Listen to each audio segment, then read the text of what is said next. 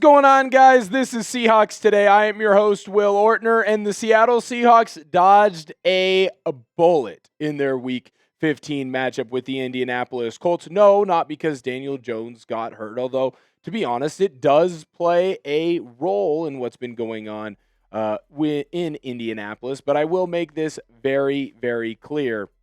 This is an entire issue with the Indianapolis Colts because they are in a free fall right now. This was a team that we were talking about being the best in the NFL. We were talking about them being a team that was a Super Bowl contender. And now, where do they even fall in the AFC playoff picture? We're going to get into that and so much more on today's show. But I do think that it is important to kind of take a look back against the Falcons. And not only did we beat the Falcons on the field, we beat the Falcons with our subscribers. We had a sub battle with Falcons today. Trace Moustakis, he was feeling pretty good. Moose was talking a lot of trash. He was walking around with his chest puffed out. Seahawks Today, we came in and absolutely worked them. Thank you guys so much for subscribing to the channel. If you haven't subscribed to the channel yet, make sure that you do so now. We got daily Seahawks content coming out.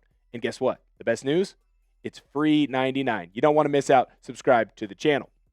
So, I know this is an old photo. We used it here on Seahawks Today talking about where the Seahawks were at in the playoff picture.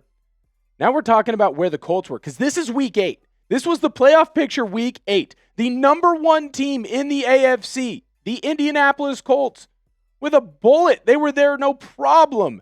And when you look at the current AFC playoff picture, now this hasn't been updated to Monday Night Football because, well, Monday night has not been played while we are recording this. That's why the Chargers are 8-4. You'll notice through all the logos, there is no Colt on there. That other horse, that's a Bronco. Denver's on there.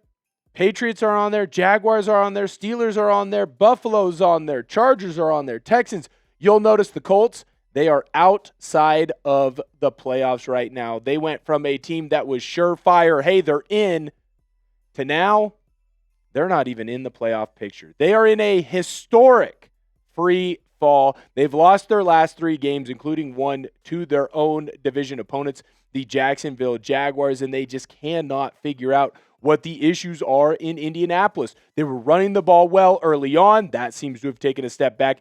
Daniel Jones was playing well early in the season. Again, that took a step back. To be fair, he did break his leg, and well, now he did tear his Achilles. More on that in a moment. But I do want to take a look at what Bill Barnwell had to say of ESPN. I think he's a very talented writer, and he offered this on where the Colts are at. The Colts were already in a free fall, having dropped out of the top spot in the AFC after losing 3 of their past 4 games. Their offense, one of the best in recent history of the first half of the season, has drastically fallen back.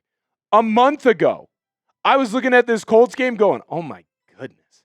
What a brutal game for the Seahawks to have before they play the Rams. Well, at least the Rams have to play the Detroit Lions. Now I'm looking at this Colts game and I'm going, hey, if we get off to a fast start, Seahawks might be able to rest a couple of guys. Because you're going to have a quick turnaround playing the Rams on Thursday Night Football. Your boys better be ready to go. Well, if this Colts team is kind of buns, which they've been for most of the past couple of weeks, I feel pretty darn good about what the Seahawks can do. There's an opportunity for the Seahawks to really get a leg up against the Rams when you're already going to have a home game and it feels like the entire season is riding on that Week 16 matchup against LA. I want to ask you, though, does this game against the Colts worry you? Is this a potential trap game? We saw a slow start with the Seahawks against Atlanta, but they got it figured out immediately after that. Are you worried about the Colts? A month ago? 2 weeks ago. I'm saying yeah. Right now, I'm saying no down below in the comments. Let me know what your opinion is down there as well. All right, diving in to what Stephen Holder, an ESPN beat writer, had to say. The Colts quarterback, he's talking, of course, about Daniel Jones and how well he'd been playing up until his injury, who helped engineer an offense that was on a record trajectory through 8 weeks, suffered a season-ending Achilles tear in the first quarter of Sunday's game, 36-19 loss to the Jacksonville Jaguars. Sources have now confirmed to ESPN he is set to undergo surgery. And I know that there is a connotation around Daniel Jones that He is not a good quarterback. He is a bad quarterback, and he is a fraudulent quarterback at the beginning of the year. I think if you look at his 2025 stats, they would disprove that. Whatever your preconceived notions about Daniel Jones, and I understand that he was falling back, that's a pretty dang good year through 13 games. To have over 3,000 yards. Remember, he's really 12 games in a quarter because he missed 3 quarters in that Jaguars game. Yeah, he's got a lot of interceptions, but his TD numbers weren't too bad, and his completion percentage was pretty darn good. There's a reason why this Colts team was so damn good at the beginning of the year. Now, obviously, he took a step back, and he's not the perfect QB, but he's still a pretty darn good one. So the fact that the Colts are going to take on the Seahawks in Lumen Field without QB1, without their top guy, well, life's going to get a lot easier for Seattle. Now, the question is who's going to be the backup? Because I think most people think it's going to be a certain quarterback out of Florida. I don't think that's going to be the case. I'm going to dive into why Anthony Richardson more than likely will not be playing against the Seahawks and who the starting QB will be here in just a moment. But before I do that, I need to let you know about my good friends over at PrizePicks. This episode is brought to you by PrizePicks. It is the holiday season, the best time of year for sports. Bowl games, basketball matchups, playoff pushes, it is all happening at once. And while you and I are out here making decisions every day, what gifts to buy, what to eat, which game to watch, there's one place where it feels good to be right. PrizePicks. New feature alert. PrizePicks now has early payouts. If your lineup gets off to a hot start, you may now have the option to cash out those winnings before the game even finishes. On PrizePicks, how you play is up to you. If you want flexibility, choose Flex Play, where you can get paid even if one of your picks misses. And if you want the biggest payouts, go for the Power Play. No matter your play, PrizePicks is a great way to put your takes to the test. Speaking of that, I have a 2-pick Power Play for the weekend's action. JSN, more on his receiving yards. Jared Goff, help us out, buddy. Help us out. More on his passing yards against the Rams. Download the PrizePicks app today and use code CLNS to get $50 in lineups after you play your first $5 lineup. That's code CLNS to get $50 in lineups after you play your first $5 lineup. PrizePicks. It's good to be right. The reason Anthony Richardson is not expected to play in this game is he is on IR. He had an orbitable bone fracture over his eye. So right now, do not expect Anthony Richardson to be out in action against the Seahawks. That means that former Notre Dame and Duke quarterback Riley Leonard will more than likely be the starter on Sunday. Now, he hasn't played a whole lot for the Indianapolis Colts this season. He was a late round day 3 draft pick, but we do have a little bit of stats for Leonard against the Jaguars, where remember, he came in and he played those final 3 quarters.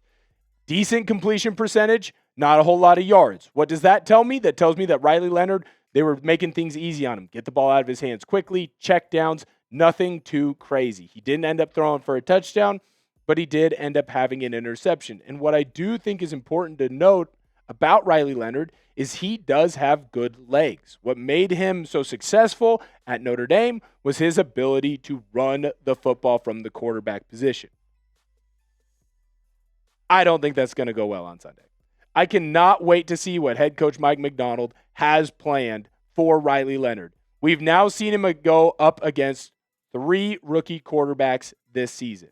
He went against Cam Ward, who, to be honest, I think there was a great game plan for the Seahawks. They just took their foot off the gas.